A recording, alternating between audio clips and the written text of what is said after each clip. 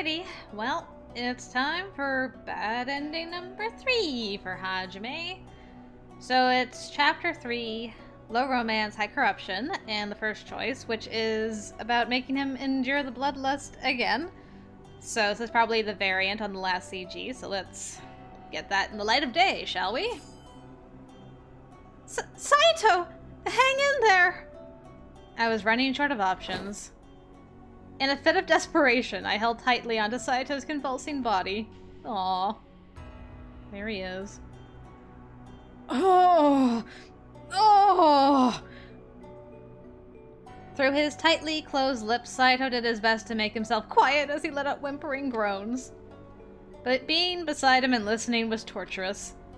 His entire face was covered in a thick, glistening layer of cold sweat. Normally, Saito had a high tolerance for pain, but seeing him like this... It was an illness that knew not how to inflict with mercy. This was one that could kill him soon. It will be okay, Saito. Everything will be okay. My grip around Saito was kept tight as I repeated myself over and over again. I know. Normally, it would have subsided by now. With each breath he drew, the pain sunk deeper like a dagger being pressed into his lung, and yet Saito mustered to nod as I reassured him. Was letting him ride out these side effects the right decision? Did I have to make him endure this? Was there nothing else that I could have done for him? So many questions. If only we could have thought. Okay. Oh! This is when Kondo gives himself up and we discover Sanan's treachery. That was one thing we never came back to in this one. What ended up happening with Sanan? Did Toshi deal with him? Was Sanan a true traitor in this route, or was he pretending again? Maybe we'll find out in this bad ending. Because we never see him again after this point. So let's go sneaky spy on him. And it's the next choice. Yeah. So instead of saying let's head to Aizu. We probably won't go. I assume that Saito will be like, no, we need to go to Aizu anyway. Do you want to go back inside Nagaoka? There was no way I could abandon Kondo and Hijikata so willingly. Saito, let's go back inside and warn Kondo and Hijikata. Were you not paying attention to what Chief and the Commander said to us earlier? No, I did, but... You said the guns that those soldiers were wielding were the same kind of advanced rifles used against us in the Battle of Tobufushimi, right? If that troop attacks both of them with those kinds of rifles, then they don't stand a chance. Saito bit into his lip out of frustration. Despite being given explicit orders from Hijikata, I knew that Saito wanted to fight alongside them more than anything, even at the cost of his life. Surely the idea of leaving them behind was something that would have festered within Saito just as easily. Saito was locked in a moment of quiet deliberation. And then... Very well. Let us return. His decision was muttered softly, although it was delivered with certainty. Really? So he went back. That was not something I was anticipating. We had to operate with even more stealth than when we attempted to escape as we made our way back in. Sorry to bring you into the Shimada.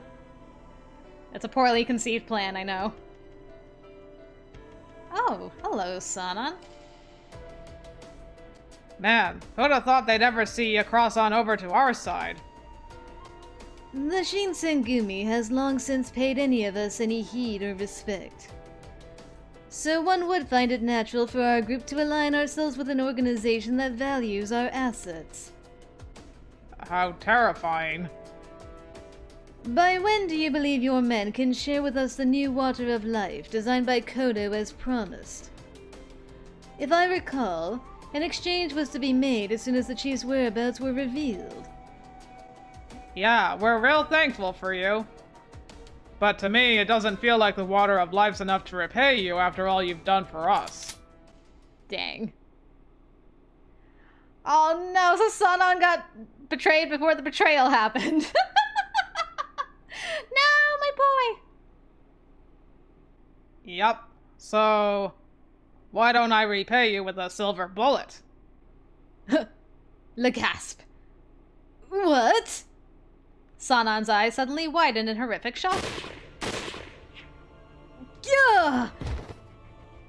The Imperial soldier fired his rifle, and the bullet ripped through Sanan's left breast, splattering blood all along the cold, dark ground.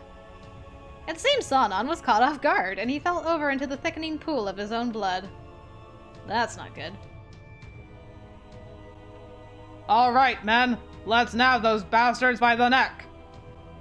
No sooner than when the officer barked his command. Not if I have anything to say about it. What foul play is this? None of you deserve to call yourselves warriors. Both Saito and Shimada made themselves big as they blocked the path of the marching Imperials, glowing with a vigor to fight. I thought they were glowering. Huh? You guys Shinsengumi captains? You think that the two of you could take out all of us? Get 'em, Furies! Upon the officer's command, a howling band of Furies emerged to attack Saito and Shimada relentlessly. In their furor, the Furies trampled over Sanan's lifeless body as if he were but a stone on the floor. Oh no, my boy got. And trampled.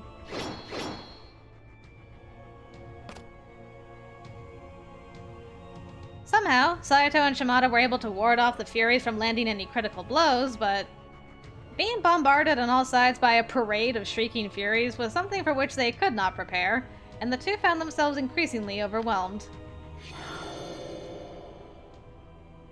Ugh!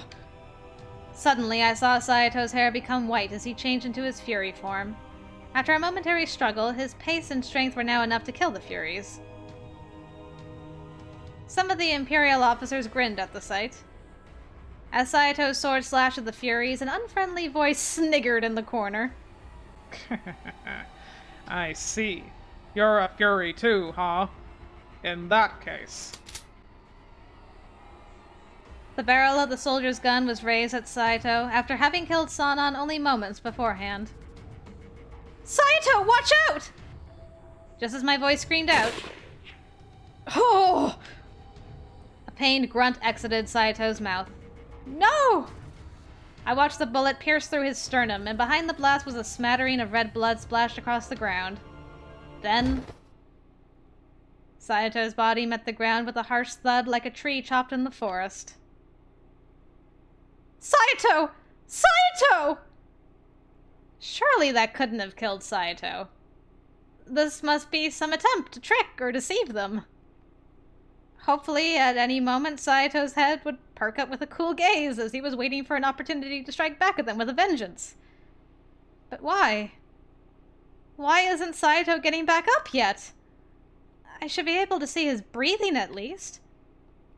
I mean, after all these years, Saito had constantly put his body on the line to keep me safe. Hijikata even commanded him to do so once more and entrusted Saito with our future. There's no way he'd leave me for the afterlife. Right, Saito? So, please, just open your eyes as soon as you can. I screamed all of this loudly in my mind. I couldn't stand to wait any more, so I ran up to him. Yukimura, watch out!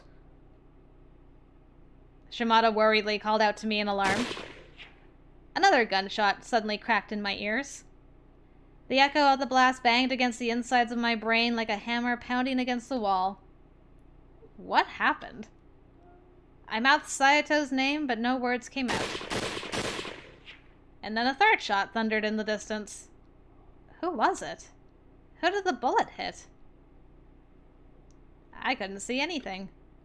I couldn't see how the skirmish was unfolding or if Saito was okay. All I could see was the fade into black. And then... nothing. End scene. Dang, we died together. All of us, man. The Imperial Army really got, like, all... Was it 1, 2, 3? 4 of us. 3 captains and a lady. Huh. Aw, well now I know what happened to poor Sanan. He got doubly betrayed before he could finish his betrayal. So he was hoping to get his hands on the new and improved Water of Life. Interesting. Didn't quite work out. Where the heck were Hijikata and Kondo, though? Where did they get off to? Anyway, okay, well now I know what happened to Sanan, so there's that. And, yeah, never question the Demon Commander's orders, I think, is what we learned from that one.